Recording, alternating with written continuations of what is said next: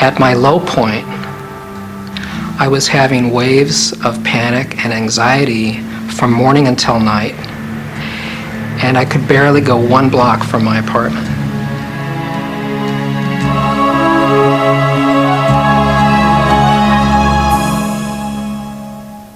The anxiety and the panic was center stage for the next 5 years, and my condition gradually got worse. I developed a condition that now I know was agoraphobia, but it took 3 years before I got the right diagnosis. Michelle Krask is an expert on these illnesses, one of the most prevalent mental health problems in the United States. 25% of the population, at least 25%, at some time in their lives are going to have one of these anxiety disorders. It's very common. And remember, being a disorder means that it's impairing. Work days lost, disability, they significantly impact family relationships, social relationships. They are on par with severe medical diseases and on par with severe depression. I walked out of my apartment, I paced around the neighborhood.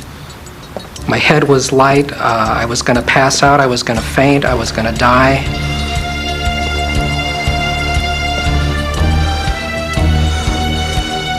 It was the worst experience I've ever had in my life. And my condition gradually got worse.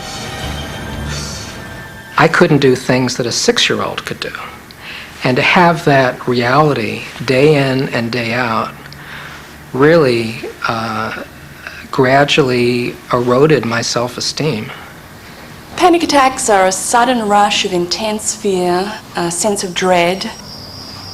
For the person experiencing it, it feels like suddenly realizing that there's a gun at their head and they didn't know where it came from, but they know that there's a gun at their head. An incredible, intense feeling of fear rushes through their body. So whenever we feel like danger is right in front of us, right there, we all get this rush of intense arousal. That's the fight-flight system. Now, in panic attacks, it's the same fight-flight, but it's happening for no reason. I was driving on the Santa Monica freeway, and I had a panic attack.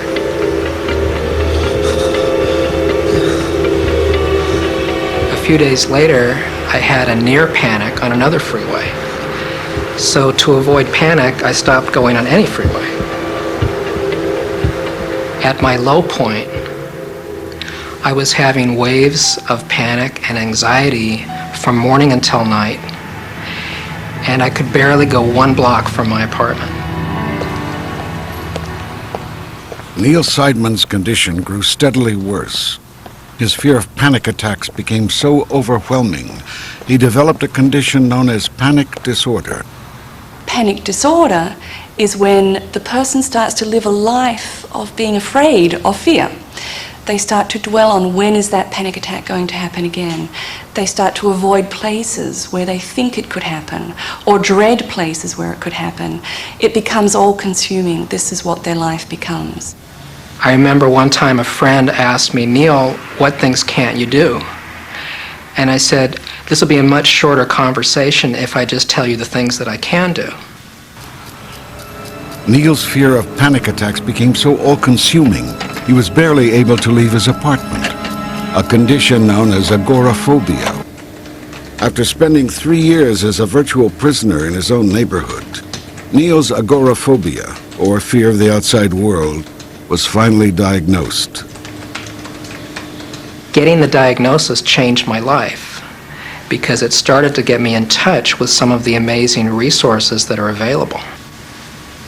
So what I want you to do is just allow yourself to relax back.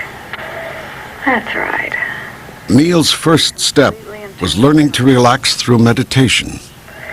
He then found a psychologist who specialized in treating his disorder, Ron Brooks. My message to him was that the goal of treatment is to help him go anywhere, do anything, without panic attacks. Brooks used cognitive behavioral therapy to help Neal work through his fears in stages. To get his life back, Brooks told Neal he'd have to get back behind the wheel. It took me 3 months to extend my range from my apartment in Santa Monica to Sunset and Vine in Hollywood, which is about 16 miles. When I got to Sunset and Vine, that was a huge milestone. A second milestone was driving to Dr. Brooks' office some 25 miles away. Small dose. But Neal's victory was marred by a fear that at any moment he'd grow dizzy and pass out while driving. Okay, let's stand up for a second. Okay, and we're going to breathe deeply together. The idea is to help you feel dizzy, all right? Just like some patients confront their fear of snakes, Neal exposes himself to his fear of passing out. It's very good. Okay, your level of anxiety on a 0 to 10 scale? About a 6. Great. I'd like you to try walking heel to toe. By deliberately getting dizzy, Neal learns not to fear it. I felt dizzy, but I seemed to be able to walk fine. Okay, so even though you felt dizzy, your balance and coordination was just fine.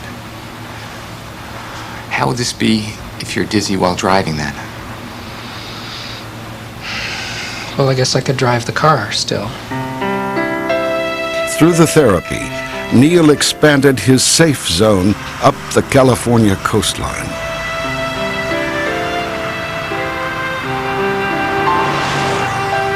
I drove 100 miles to Santa Barbara with absolutely no anxiety. A few days later, I packed up my car, headed out from Santa Monica, my destination being Oakland to visit my parents, and this is about 500 miles. About halfway to Oakland, I felt peace and safety that I'd never felt in my entire life. I knew that I had achieved my cure. I continued up to Oakland. I surprised my parents, which was one of the highlights of my life. So I decided I was going to drive 1,000 miles north and then 1,000 miles east, so my safe zone would be 1 million square miles. And I did. In the final stages of treatment, he kind of took off on his own. I told him to go driving, and next thing I knew, I was getting postcards from all over the United States. Nearly anyone with Neal's disorder can win back their world, but they have to seek treatment first.